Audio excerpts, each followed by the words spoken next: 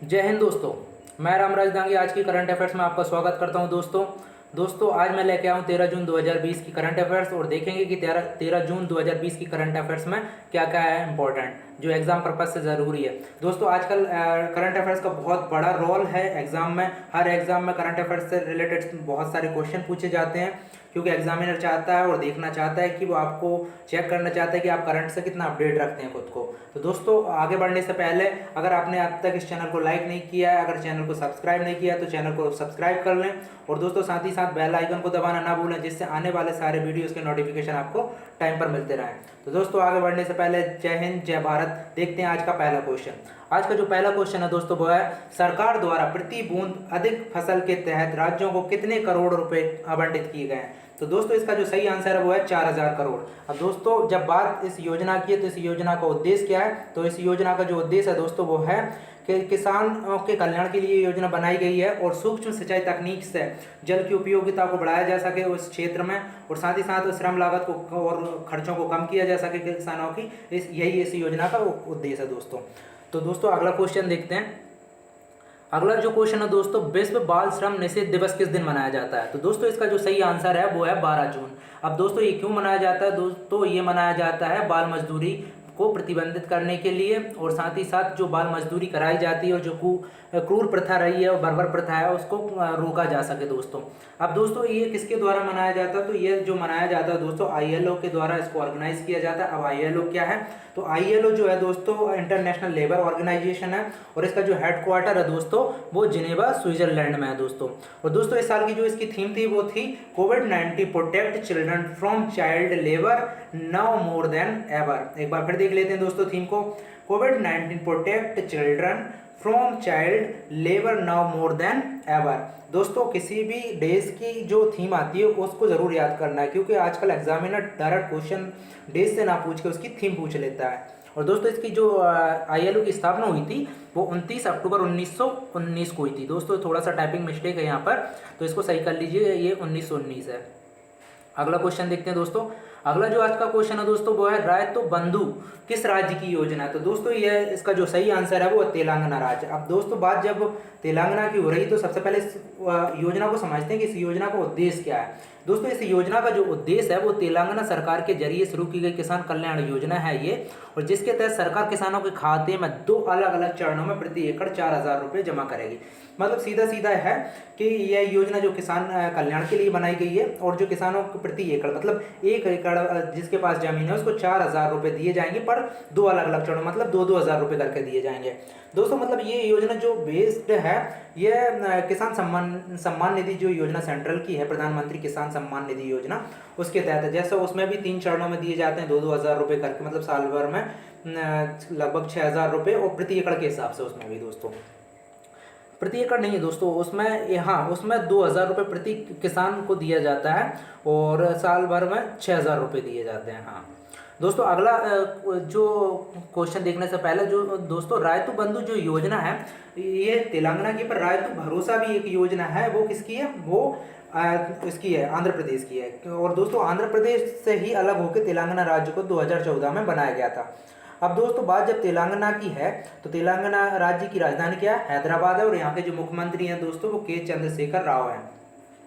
अब दोस्तों यहाँ पे अभी हाल ही में तेलिया रुमाल है यहाँ का, उसको जी टैग दिया गया था। अब जी टैग उसको क्यों दिया गया था, क्योंकि वहाँ पे जो तेलिया रुमाल है वो हाथों से निर्मित किया जाता है एक जटिल प्रक्रिया के द्वारा, जिसको हाथ करगा कहते हैं, उसको उपयोग करके। और दोस्तों ये 3 कलर में बनाया जाता है, लाल सफ़ेद और काले रंग को मिक्स करके बनाया जाता है ये, ठीक है दोस्तों। तो ये तेलिया रुमाल था, इसको अभी जी टैग दिया गया था। अब दोस्तों यहाँ पर जो नेशनल पार्क है तेलंगाना में वो कासु ब्रह्मानंद रेड्डी नेशनल पार्क है, महावीर हरीना बनस्थली नेशनल पार्क है, और तीसरा जो नेशनल पार्क है मुरुवानी नेशनल पार्क है दोस्तों। अगला क्वेश्चन देखते हैं। अगला जो क्वेश्चन है वो अभी हाल ही में किस राज्य ने ऑनलाइन क्लास पर प्रतिबंध लगा दिया है। तो दोस्तों अभी जो कर्नाटक राज्य है, इसका जो सही आंसर कर्नाटक है, और कर्नाटक राज्य ने पहले कक्षा 5 तक के जो ऑनलाइन क्लासेस थे उन पर प्रतिबंध लगा दिया था, पर अब इसको बढ़ा के कक्षा 7 तक कर दिया गया। और ये प्रतिबंध क्यों लगाया गया, क्योंकि अभी पेरेंट्स की शिकायतें आ रही थी सरकार के पास कि जो स्कूल है वो मोटी फीस बनाने के लिए और बच्चों को लगातार 6 से 7 घंटा जो जो है ऑनलाइन क्लासेस ले रहा है, जिससे बच्चों के स्वास्थ्य पर भी इफेक्ट पड़ रहा है। तो इन्हीं सब कारणों की वजह से इसको बंद कर दिया गया दोस्तों, ऑनलाइन क्लास पे बैन लगा दिया गया है। अब दोस्तों जब बात कर्नाटक की है तो कर्नाटक के बारे में कुछ रिलेटेड फैक्ट जान लेते हैं। जैसे क्या, कर्नाटक का पुराना नाम क्या है? कर्नाटक का पुराना नाम जो है दोस्तों वो मैसूर राज्य है और राज्य कहलाता था, और इसको नाम जो बदला गया कर्नाटक, जब इसको नाम दिया गया तो 1973 में ये नामकरण, इसका पुनः नामकरण किया गया दोस्तों। और दोस्तों यहाँ के जो मुख्यमंत्री हैं वो BS येदियुरप्पा हैं और यहाँ के जो गवर्नर हैं वो वाजुभाई वाला हैं। अगला क्वेश्चन देखते हैं दोस्तों। अगला जो क्वेश्चन है, अभी हाल ही में मोबाइल फिश आउटलेट किस राज्य द्वारा लॉन्च किया गया? तो दोस्तों इसका जो सही आंसर है वो है तेलंगाना। अब तेलंगाना राज्य में दोस्तों ये लॉन्च किया गया, तो इसका उद्देश्य क्या है? इसका उद्देश्य है, अभी जैसे कोरोना संक्रमण फैल रहा है हर जगह पर, तो दोस्तों उसको संक्रमण से लोगों को बचाया जा सके, इसलिए इन्होंने क्या किया है, 150 के समथिंग शायद मोबाइल जो फिश आउटलेट हैं वो जगह जगह पर स्थापित किए हैं, जिससे लोगों को भीड़ को रोका जा सके और लोगों को कोरोना के संक्रमण से बचाया जा सके। अगला क्वेश्चन देखते हैं दोस्तों। अगला जो क्वेश्चन है वो है, अभी हाल ही में किसे ईस्टर्न नेवल कमांड के चीफ ऑफ स्टाफ का पदभार दिया गया है? तो दोस्तों इसका जो सही आंसर है वो है विश्वजीत गुप्ता। अब दोस्तों जो विश्वजीत गुप्ता हैं इनके बारे में जान लेते हैं। ये नेशनल डिफेंस एकेडमी NDA के पूर्व छात्र वाइस एडमिरल दास गुप्ता 1985 में भारतीय नौसेना में शामिल हुए थे और वह नेविगेशन और दिशा के विशेषज्ञ हैं। और दोस्तों ये इन्होंने जो 2015 में राहत ऑपरेशन हुआ था उसमें भी इन्होंने भाग लिया था, और दोस्तों इसी के लिए इनको विशिष्ट सेवा पदक भी मिल चुका है। अब दोस्तों नेवी के बारे में कुछ फैक्ट जान लेते हैं। दोस्तों ईस्टर्न नेवल कमांड जो है वो भारतीय नौसेना का ही एक अंग है और इसका जो मुख्यालय है दोस्तों वो विशाखापट्टनम में है। और दोस्तों भारतीय नौसेना भारतीय सेना का ही जो सामुद्रिक जो अंग है वो है, और ये 5600 वर्षों मतलब 5600 वर्षों के अपने गौरवशाली इतिहास के लिए बहुत प्रसिद्ध है।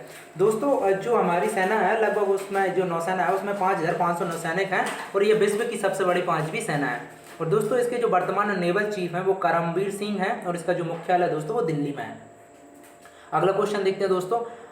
अगला जो क्वेश्चन है दोस्तों आज का वो है, अभी हाल ही में जम्मू कश्मीर का नया हाईकोर्ट न्यायाधीश किसे बनाया गया? तो दोस्तों इसका जो सही आंसर है वो है जस्टिस इकबाल जावेद। अब दोस्तों जब जस्टिस इकबाल जावेद की बात है तो ये कौन है? तो ये जाने माने अधिवक्ता जावेद इकबाल हैं और ये कश्मीर और में ही मतलब ये प्रैक्टिस करते थे। इन्हीं को अभी हाल ही में जम्मू कश्मीर का नया हाईकोर्ट जज नियुक्त किया गया है। अब दोस्तों जैसे अभी ऑप्शन में जस्टिस दीपांकर दत्ता हैं, तो जो जस्टिस दीपांकर दत्ता हैं ये महाराष्ट्र के चीफ जस्टिस बनाए गए हैं, और ये जस्टिस गीता मित्तल जो हैं ये जम्मू एंड कश्मीर राज्य की ही चीफ जस्टिस हैं। और दोस्तों जो जस्टिस मोहम्मद रफ़ीक हैं ये उड़ीसा राज्य के अभी चीफ जस्टिस बनाए गए हैं। अब दोस्तों अगला क्वेश्चन देखते हैं। अगला क्वेश्चन देखने से पहले एक बार कश्मीर से रिलेटेड कुछ फैक्ट समझ लेते हैं दोस्तों। जैसे यहाँ के राज्यपाल जो हैं वो JC मुर्मू हैं, और दोस्तों यहाँ की राजधानी जम्मू और श्रीनगर है, मतलब यहाँ पर एक ग्रीष्मकालीन राजधानी और एक शीतकालीन राजधानी है। और जम्मू कश्मीर में ही भारत की सबसे बड़ी मीठे पानी की झील है जिसका नाम बुल्लर है। और दोस्तों यहाँ पर जो है नेशनल पार्क है वो दचिगम नेशनल पार्क है, हेमिस नेशनल पार्क है और किश्तवाड़ नेशनल पार्क है। और दोस्तों जो जम्मू और कश्मीर राज्य है अभी एक केंद्र शासित प्रदेश बनाया दिया गया है, इसे 5 अगस्त 2019 को बनाया गया है केंद्र शासित प्रदेश। अब दोस्तों अगला क्वेश्चन देखते हैं। अगला क्वेश्चन जो है दोस्तों, अभी हाल ही में भारत से किसे region Asia short story prize मिला है? तो दोस्तों इसका जो सही आंसर है वो है कृतिका पांडे। अब दोस्तों जो कृतिका पांडे हैं हमारी इन्हें ये अवार्ड अपनी the story great Indian T and shake के लिए मिला है दोस्तों। अब दोस्तों अगला क्वेश्चन देखते हैं। आज का जो अगला क्वेश्चन है दोस्तों वो है, अभी हाल ही में RBI ने प्राइवेट लैंडर्स ओनरशिप के लिए नई रूल्स और रेगुलेशन बनाने के लिए कितने सदस्य की कमेटी बनाई है? तो दोस्तों इसका जो सही आंसर है वो है 5 सदस्य। अब ये 5 सदस्य कौन कौन है? तो ये जो 5 सदस्य हैं दोस्तों, प्रसन्न कुमार, सचिन चतुर्वेदी, ये बोर्ड के मेंबर हैं RBI के अभी फिलहाल में, और AC मुर्मू जो SC मुर्मू हैं और लिली बडेरा, ये दोनों एग्जीक्यूटिव डायरेक्टर हैं अभी RBI के, और Shri Mohan Yadav chief general manager हैं। इन्हीं 5 लोगों से मिलकर ये कमेटी बनाई गई है दोस्तों। अब दोस्तों जब बात ये प्राइवेट लैंडर्स ओनरशिप की है तो ये है क्या?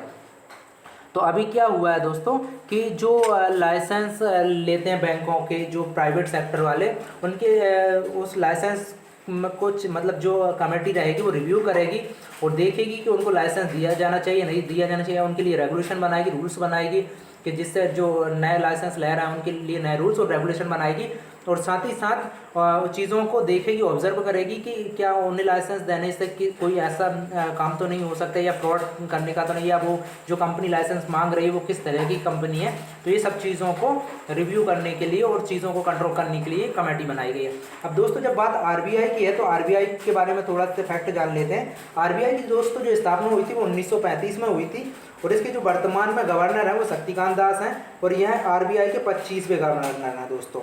और दोस्तों इसका जो मुख्यालय आरबीआई का वो मुंबई में है और ये आरबीआई है ये है क्या, तो ये इंडियन बैंक को कंट्रोल करता है दोस्तों, मतलब इंडियन का जो बैंक है बैंक सिस्टम है उसका कंट्रोल करता है और ये एक रेगुलेटरी संस्था है दोस्तों।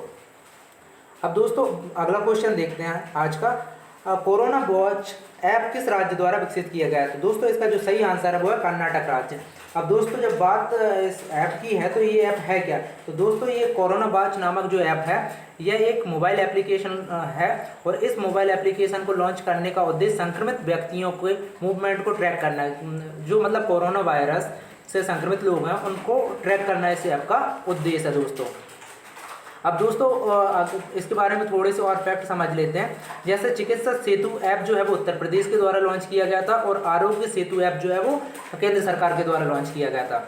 अब दोस्तों साथ ही साथ अभी क्या है, कोवा जो ऐप है वो पंजाब सरकार के द्वारा लॉन्च किया गया था और टेस्ट योर सेल्फ जो है वो गोवा सरकार द्वारा लॉन्च किया गया था। और साथ ही साथ दोस्तों कोविड-19 क्वारंटाइन मॉनिटरिंग ऐप जो है वो तमिलनाडु सरकार द्वारा लॉन्च किया गया था। तो दोस्तों ये थे आज के क्वेश्चन और ये वीडियो। अगर ये वीडियो आपको पसंद आता है तो इसको लाइक करें, साथ ही साथ शेयर करें और दोस्तों इसको चैनल को सब्सक्राइब करना ना भूलें। और अगर दोस्तों जो हमारा चैनल है और दोस्तों बेल आइकन को दबाना ना भूलें जिससे आने वाले सारे वीडियोस की नोटिफिकेशन आपको टाइम पर मिलते रहें। तो दोस्तों आज के लिए बस इतना ही। जय हिंद, जय भारत।